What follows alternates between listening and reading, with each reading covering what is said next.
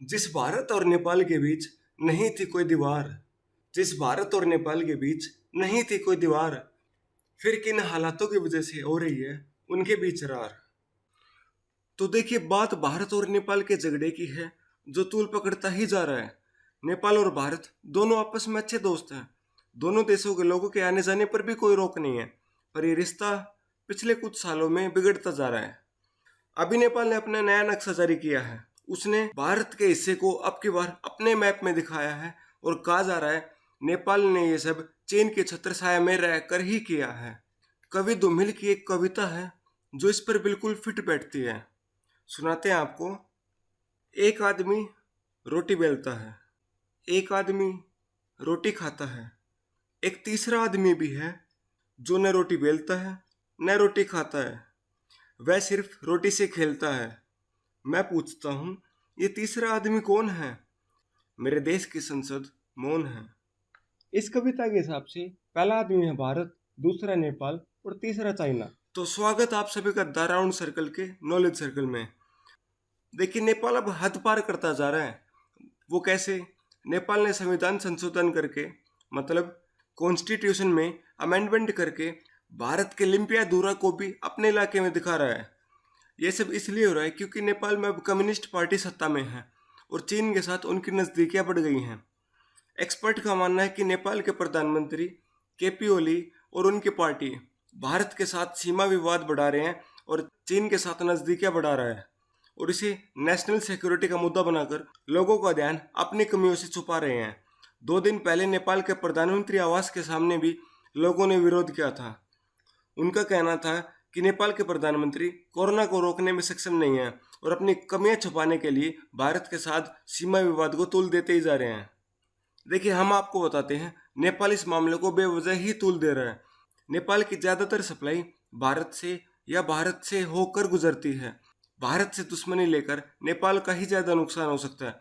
नेपाल अपने ही पाँव में कुल्हाड़ी मार रहा है और ये बात नेपाल के नागरिक भी मानते हैं। और अब बात करते हैं योगी आदित्यनाथ और केपी शर्मा ओली के बीच जो विवाद चल रहा है उसके बारे में। उत्तर प्रदेश के सीएम योगी आदित्यनाथ ने एक बयान दिया था जिसमें उन्होंने कहा था कि नेपाल को इंडिया और नेपाल बॉर्डर पर चल रही टेंशन्स के बारे में अच्छी तरह सोचना चाहिए और उनको ध्यान रखना चाहिए कि तिब्बत का क्या हाल हुआ था। नेपाल को तिब्बत से कुछ सीख लेनी चाहिए। उनके कहने का मतलब है, जैसे तिब्बत चीन से आने वाले खतरे को नहीं पहचान पाया था, नेपाल वो गलती ना करे। नेपाल को बॉर्डर इश्यू के बारे में लॉन्ग टर्म के लिए सोचना चाहिए। कहीं 2 पल की खुशी के लिए आने वाला कल अंधकार में ना चला जाए। और फिर इसका जवाब नेपाल के प्रधानमंत्री केपी शर्मा ओली ने संसद में दिया। उन्होंने कहा, यूपी के सीएम आदित्यनाथ जी ने जो कुछ कहा है वो सही और वैध नहीं है। उनमें केंद्र सरकार के निर्णय लेने की क्षमता नहीं है। वे एक राज्य के मुख्यमंत्री हैं और उनको इसी दायरे में रहकर टिप्पणी करनी चाहिए। और अगर वे इन टिप्पणियों के साथ नेपाल को धमका रहे हैं तो ये बहुत निंदनीय, हम इसको कंडेम करते हैं। और फिर इसके बाद उन्होंने ये भी कहा, अगर भारत चाहता है कि इसका हल बातचीत से निकले तो इसका समाधान सॉल्यूशन हो सकता है। ये मामला आमने सामने बैठकर भी सुलझाया जा सकता है। ये सब कुछ कहा गया था नेपाल के प्रधानमंत्री केपी ओली शर्मा द्वारा। देखिए, नेपाल और योगी आदित्यनाथ के बीच में जो ये तू में चल रही है, ये कोई पहली बार नहीं हो रही। नवंबर 2018 में जब आदित्यनाथ ने प्रधानमंत्री नरेंद्र मोदी के स्थान पर एक धार्मिक कार्यक्रम में भाग लेने के लिए जनकपुर शहर का दौरा किया था तो कई नेपाली नेताओं ने इस पर आपत्ति जताई थी। इससे विवाद पैदा हो गया था जब सरकार ने कहा कि उसे आदित्यनाथ की योजनाओं के बारे में कोई जानकारी नहीं है। प्रधानमंत्री ओली ने मोदी को जनकपुर में एक समारोह के लिए आमंत्रित किया था और इसके बाद मोदी जी रैलियों की वजह से वहां नहीं जा पाए थे और इसके बजाय आदित्यनाथ जी को धार्मिक आयोजन में भाग लेने के लिए नियुक्त किया गया था।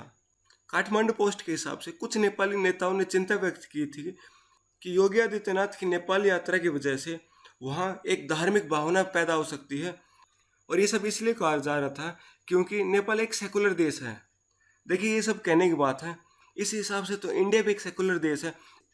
कुछ लोगों ने नेपाल में कहा था कि उनकी वजह से नेपाल में कि फिर से हिंदू धर्म को उठाने की तैयारी है और वे पूर्व राजा ज्ञानेंद्र शाह के संपर्क में भी हैं। हालांकि ये सब कहने की बात है, इसका कोई प्रूफ नहीं है अभी तक। नेपाली कांग्रेस वाइस प्रेसिडेंट बिमलेंद्र निधि ने पत्रकारों से ये तक कह दिया था, अगर सरकार ने आदित्यनाथ को बुलाया है तो एक राष्ट्रीय शर्म की बात है। विमलेंद्र निधि एक ओपोजिशन के लीडर हैं, उनकी बात को हम ज़्यादा सीरियस नहीं ले सकते। अपनी यात्रा के दौरान योगी आदित्यनाथ ने कहा था कि उन्हें केवल एक कल्चरल इवेंट के लिए भेजा गया था, इससे ज़्यादा उनके लिए कुछ मैटर नहीं करता। ये हमने आपको थोड़ी हिस्ट्री बता दी योगी आदित्यनाथ और नेपाल के बीच की। तो ये थी हमारी पूरी पेशकश इस मामले के ऊपर। उम्मीद आपको वीडियो पसंद आई होगी, तो वीडियो को लाइक ज़रूर करें। चैनल को सब्सक्राइब नहीं किया तो चैनल को सब्सक्राइब करें और अपने दोस्तों के साथ वीडियो को शेयर ज़रूर करें ताकि उनको भी इस बारे में पता चले। धन्यवाद।